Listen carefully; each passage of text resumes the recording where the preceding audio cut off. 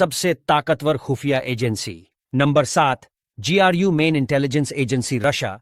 GRU रूस की सबसे बड़ी विदेशी खुफिया एजेंसी है और इसका 1992 में हुआ था।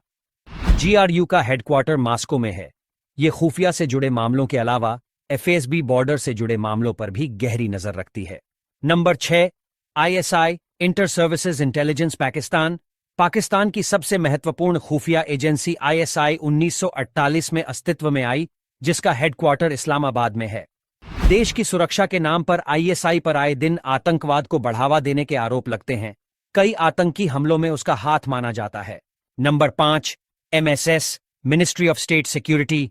चाइना चीन की यह खुफिया एजेंसी 1986 में अस्तित्व में आई, जिसका हेडक्वार्टर बीजिंग में है। इस एजेंसी के जिम्मे काउंटर इंटेलिजेंस ऑपरेशंस और विदेशी खुफिया ऑपरेशंस को चलाना है। Number 4, MI6 secret intelligence service UK। 1909 में अस्तित्व पाने वाली खुफिया एजेंसी यूनाइटेड किंगडम की विदेशी खुफिया एजेंसी है। इस एजेंसी का हेडक्वार्टर लंदन में है।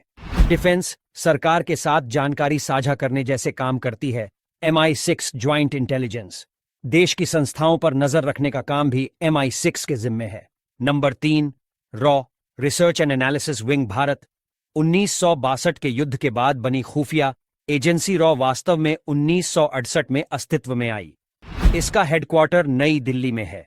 इस एजेंसी की खास बात यह है कि यह भारत के प्रधानमंत्री के अलावा किसी के प्रति जवाबदेह नहीं है। रॉ विदेशी मामलों, अपराधियों, आतंकियों के बारे में पूरी जानकारी रखती है। Number 2, Mossad Israel. इसराइल की राष्ट्रीय खुफिया एजेंसी मोसाद को सभी खुफिया एजेंसियों का गॉडफादर कहा जाता है।